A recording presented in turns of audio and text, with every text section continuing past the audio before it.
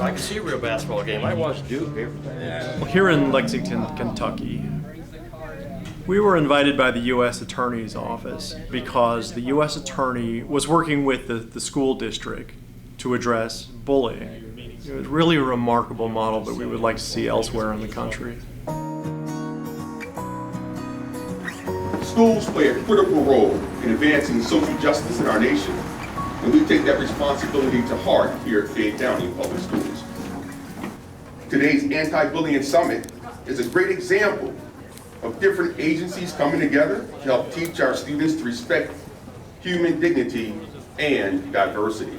In that community, the United States Attorney had the unique privilege and responsibility to deliver one of the first prosecutions under the Shepard-Byrd Act, an anti-gay kidnapping and assault case that became the first real test of the act. As a result, the work of the Shepards came to their attention.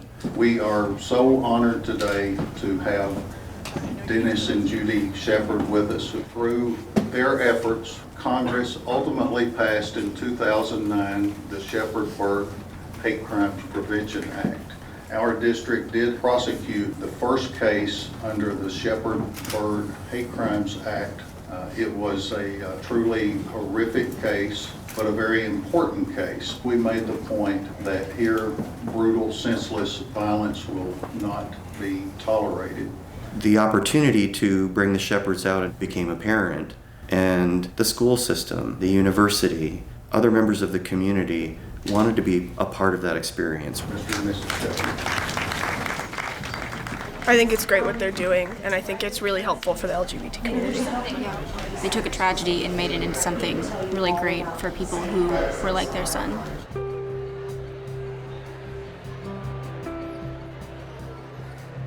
Our demographic has always been youth. The worst mistake you could ever make is underestimate what a young person can understand, or what they're willing to change, or what they're willing to fight for. They're the ones telling us what's wrong, what they want done, what they're inspired by, and that's who we should be listening to, and that's who we're trying to reach.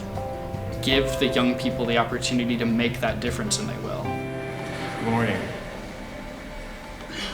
When Matt came out to me, he said, "Dad, I have something important I need to tell you. Dad, I'm gay." And I looked at my watch and said, "It's really late." "That's fine. So what's so important? You have to tell me. I want to go to bed." Be proud of being different. Matt was. He didn't try and hide it. You shouldn't either. This really kind of touched us. It almost made me cry. I'm gender fluid. He's agender. I'm not afraid to be who I am, but I don't know why people are so hateful. To me, it doesn't make sense. What we have to do always is to live our authentic lives in front of everybody, to be proud, to be open, to be understanding, to teach, always to show the richness of our human experience and the vast amount we have in common with everyone else. I'm really looking forward to more people being comfortable coming out and being authentic and being able to hear and tell and share those stories, whether it's through productions of the Laramie Project on Matthew's Place, anything that just lets somebody share who they are with the world. And I'm really excited to be at the forefront of that. One thing is sort of personal to me. My research area is nonprofit law, and it pleases me to no end to hear that Mrs. Shepard and her husband created a nonprofit organization to address these issues because no one else was addressing them. People look to Shepards and look to the foundation to be a voice and to help establish better policies throughout the country. We're good at not just identifying and describing a problem, but developing the solutions that'll make communities not just more equal, but safer. When we lost Matt, we continued to do the work, not give up. I like to think that his loss wasn't in vain. So that's what we did. We have a federal hate crimes law that is LGBT and gender identity inclusive. It's named after Matt, it's named after James Byrd. It took longer than it ever should have taken, but it happened. Even though this legislation from 2009 is very monumental, in my lawyer's eyes see a lot of holes in the law. Well, even though the act has been passed, there's some flaws within the act. One of them is it does not require reporting. And so we have very skewed statistics about where hate crimes are occurring and what kind of hate crimes they are. So right now we're trying to hone in on that weakness with many other organizations trying to do the same work. The intention of the law is great, but it's got to be better. There's a lot of improvement that needs to be made, not just with the policy, but with the practice. The threat of violence continues. The number of hate crimes does not go down. The number of crimes against trans persons is unfolding exponentially.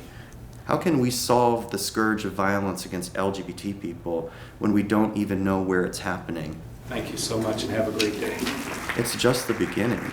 We at the Foundation want to empower everyone to provide justice to this entire community. If any of you are questioning the difference between a crime being a crime and a hate crime being something different, it is definitely something different.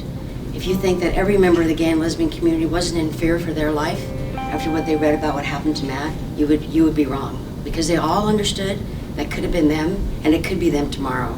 From time to time, all of us need affirmation that our work makes a difference. You can't listen to those people and not understand we have to do better. We have to do more. What you do is so critical